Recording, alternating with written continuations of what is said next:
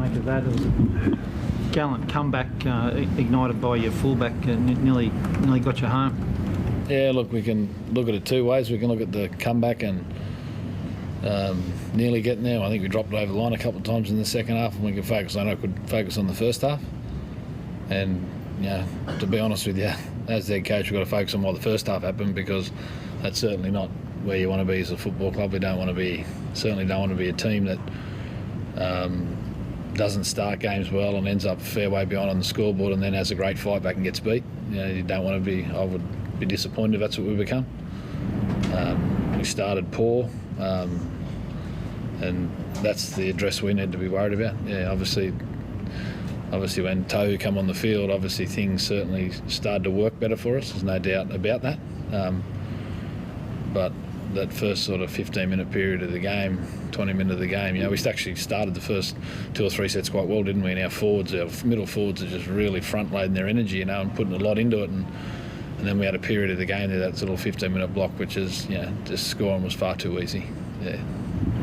When you say there about the forwards put a lot of energy into it, I thought there was an issue, particularly when South was scoring the points with line speed, which is kind of, I'm interested in your view of whether that's an effort area that you had to talk to the players about, or whether it's a fatigue area. A little bit what I spoke about last week is that if you looked at the start of the game, the effort the forwards are putting in particular some of our bigger middle blokes, they're putting into the contest at times, and then we get ourselves in that cycle where we turned the ball over. We went for the early kick here and they got it back early on. And then we never had the ball for 14 or 15 minutes. So the line speed comes as a product of the fatigue, where if you look at the second half of the game, in the back part of the game, and we started to actually, even in the first part of the second half, and we actually caused an arm wrestle, you can actually see their forwards and their line speed.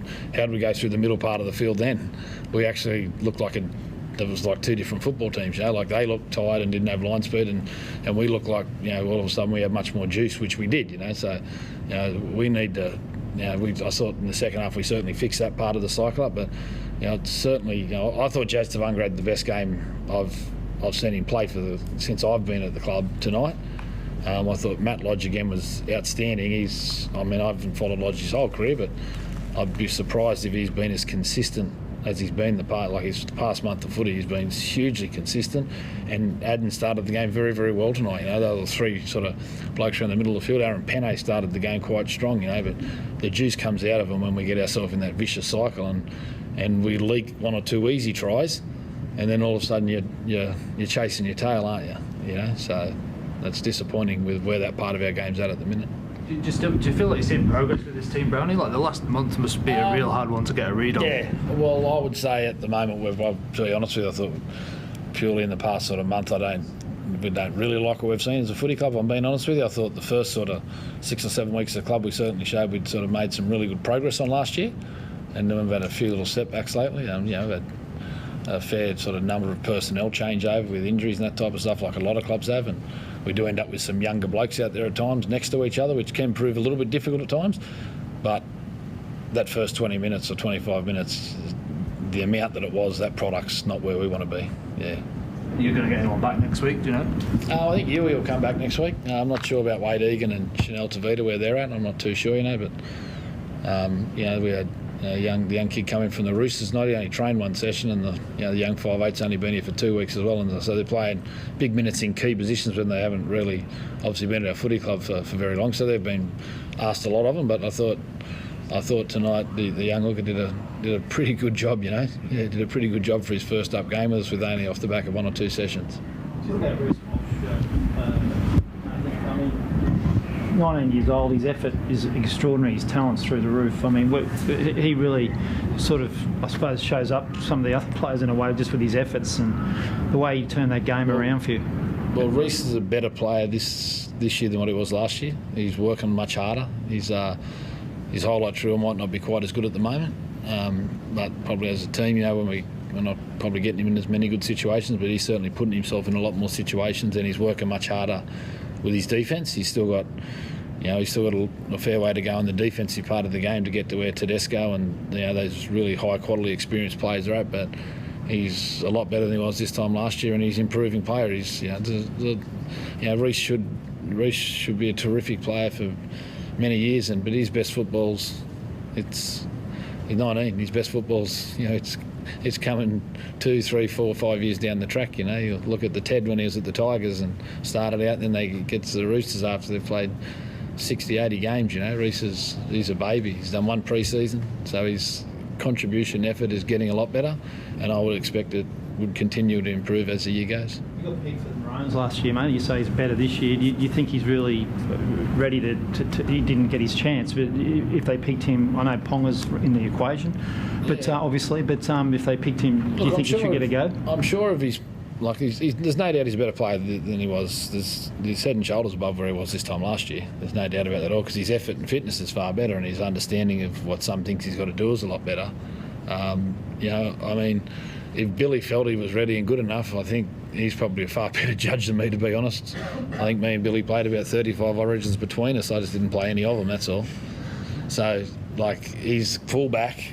Billy's a legend in the game, one of the greatest ever. And if Billy thought Reece was good and he could put someone else, like New South Wales, just, Freddie's found an art of putting all the best players on the field somewhere, and he gets Tommy Turbo out there and all of them out there playing, So that'd be Freddie's call, but he's certainly better than he was last year. But I would suspect that, Queensland's obviously got more options than last year as well. Could you see him playing in the centres for, like you just said, find a spot for him? Where else could he play? Players like Kalen and Reece and that, whether they play fullback or 5'8", or Kalen, you could lob him anywhere as long as they're getting the ball, like Tommy Turbo did last year. And I think Freddie did it with the bloke from the Raiders, wasn't he? The 5'8", he moved him to the centres there too, and Latrell, and he just found an art of getting them all in the team and just getting them to play. And they're good players, aren't they? So the good players seem to make it work. How was it being back? It was obviously really nice to be back rather than watching.